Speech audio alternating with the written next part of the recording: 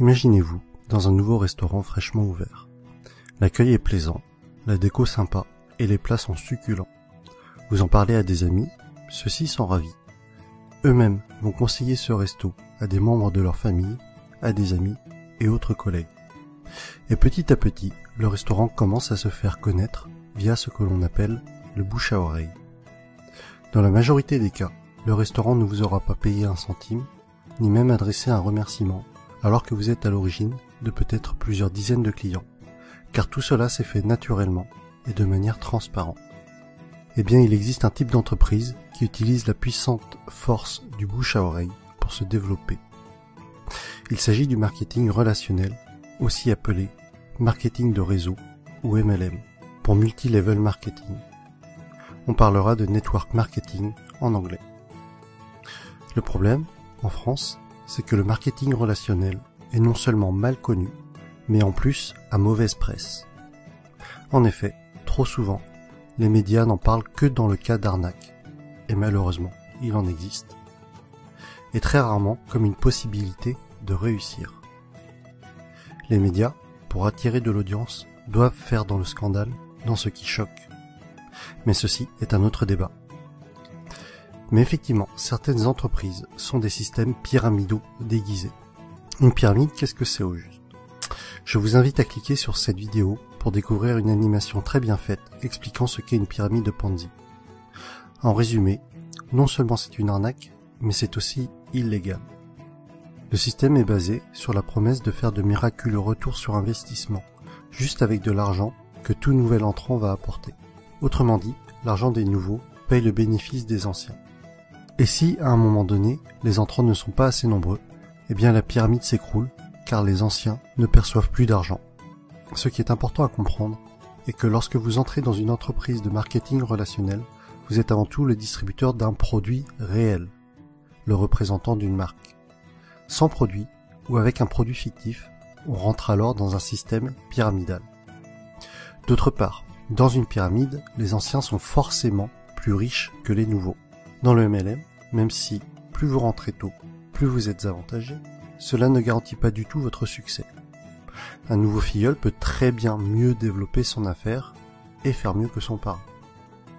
Ainsi, dans une entreprise de marketing relationnel, tout le monde est au même stade au début, mais plus elle va grossir et plus elle va avoir d'impact et être puissante. C'est vraiment la force du réseau qui fait qu'une MLM est puissante. Et Robert Kiyosaki insiste vraiment sur ce point dans le livre « L'entreprise du 21e siècle ». Le pouvoir n'est pas dans le produit, mais dans le réseau. Pour en revenir à ce que l'on évoquait au début de la vidéo, le bouche à oreille est le principal véhicule de communication d'une société de marketing relationnel, si bien qu'il n'y a pas ou peu de publicité. Et ce budget pub, qui est souvent faramineux pour les grandes entreprises, est reversé aux distributeurs et ou consacré à l'amélioration du produit, qui en général est excellent. Lorsque vous vous lancez dans le MLM, vous êtes parrainé par une personne, et ensuite c'est comme si vous étiez votre propre patron et que vous aviez créé votre entreprise. Votre but et votre source de revenus vont être de deux types. Soit en parlant du produit autour de vous et en le revendant, soit en parrainant d'autres personnes qui elles-mêmes vont devenir distributeurs. Ainsi, le plus efficace et pour que votre entreprise soit réussie, tout ce que vous faites doit être duplicable. Votre filleul doit avoir les outils pour développer lui aussi son réseau. Dans tous les cas, ce qui est important à retenir est que le succès est partagé. Si votre filleul échoue, vous échouez d'une certaine façon. Votre succès est complètement tributaire du succès des personnes que vous aidez, de vos filleuls et des filleuls de vos filleuls.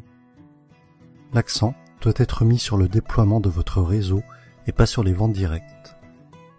Ainsi, ceux qui réussissent le mieux en MLM ne sont pas les vendeurs ou les commerciaux, mais plutôt les personnes pédagogues, les profs et les formateurs. Et personnellement, autant je trouve la réussite personnelle gratifiante, autant aider les autres à réussir l'est encore plus.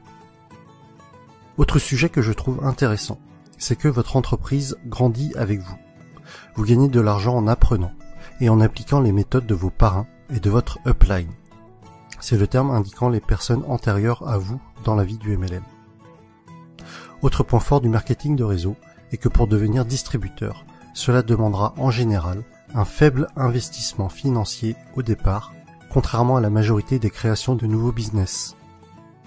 Aujourd'hui, si vous comptez ouvrir une franchise du type McDo, Subway ou Starbucks, il vous faudra probablement plusieurs centaines de milliers d'euros, alors qu'en MLM, cela vous demandera la plupart du temps quelques centaines d'euros. Ensuite, tout est préparé pour vous. Vous allez avoir votre propre boutique en ligne, tout un tas de plans de formation pour vous, mais aussi pour vos filleuls, ainsi que différents kits de présentation. Un autre point essentiel, et qui pour moi m'attire beaucoup, les entreprises de marketing relationnel offrent des paliers au niveau de leur plan de compensation. Pour être plus précis, à partir d'un certain nombre de filleuls, et sans compter les éventuelles primes bonus, vous allez toucher un revenu résiduel, encore appelé revenu hors exploitation, c'est-à-dire un revenu passif. Les bonnes MLM sont donc de formidables véhicules vers l'indépendance financière de fait de ce revenu passif engendré par le parrainage d'autres personnes. Je rajoute que les MLM sont un type d'entreprise qui a une croissance des plus fulgurantes à l'échelle mondiale ces dernières années. Aux USA, ça a vraiment explosé depuis les années 90. Et avec Internet, c'est encore plus facile d'augmenter son réseau qu'auparavant. De plus, c'est une activité que l'on peut tout à fait démarrer sur notre temps libre pour un revenu complémentaire au début. Il faudra alors se déclarer en auto-entrepreneur avec le statut de VDI, c'est-à-dire vendeur à domicile indépendant. J'insiste tout de même sur le fait de bien vérifier un certain nombre de points avant de vous engager dans une entreprise de marketing relationnel, afin de ne pas tomber sur une pyramide Ponzi déguisée. Voici le type de questions qu'il faut vous poser avant de vous engager dans une entreprise de ce type. Est-ce qu'il y a des bureaux réels? À quels endroits géographiques? Se trouve-t-il dans des paradis fiscaux? Quel est l'historique de l'entreprise? Quelle est la réputation de cette entreprise? Quels sont les avis d'autres personnes sur celle-ci? En conclusion, et si vous avez suivi mon défi personnel, je pense que vous commencez à comprendre pourquoi est-ce que ce type d'entreprise m'intéresse fortement. Travailler pour ses propres rêves et non pas ceux de quelqu'un d'autre. La possibilité d'avoir des revenus passifs avec cet objectif d'indépendance financière. Partager le succès. Vous savez, à la base, ma chaîne YouTube est quand même le partage des bonnes pratiques, d'idées inspirantes. Alors si en réussissant dans un domaine, j'arrive à aider d'autres personnes à réussir également, alors j'en serais sincèrement ravi. Autre point que l'on avait évoqué, c'était de gagner de l'argent tout en apprenant. Le message que j'y vois derrière cela est celui que Jim Rohn a souvent répété, que plus vous vous développerez personnellement, plus cela attirera le succès. Et enfin, des horaires libres. Cela signifie que je pourrais aller chercher ma fille à l'école. Et voilà pour cette vidéo sur le marketing relationnel. J'espère que le public francophone comprendra mieux ce qu'est le MLM avec cette vidéo. Pour ma part, il y a quelques mois encore, je dois vous avouer que je faisais partie des personnes qui rejetaient le sujet, ne comprenant pas en quoi cela consistait, et sûrement aussi parce que je ne voulais pas comprendre, et que je gardais en tête ce que les médias véhiculaient. Mais que ce soit Jim Rohn, Tony Robbins, Les Brown, c'est-à-dire tous les motivational speakers que je suis régulièrement, mettent en avant ce type d'entreprise. Et après mes lectures de l'entreprise du 21e siècle, de Robert Kiyosaki, et de 45 secondes qui changeront votre vie, de Don Faya, j'ai finalement changé d'avis sur le sujet et je suis décidé à me lancer. Vous retrouverez la suite de mes aventures dans le prochain épisode avec mon choix de MLM et les raisons de ce choix. Si vous aussi, ce concept d'entreprise est nouveau pour vous et que cela vous intéresse ou qu'au contraire, vous y intéressez déjà, mettez-moi un pouce j'aime, partagez sur Facebook et abonnez-vous. À bientôt!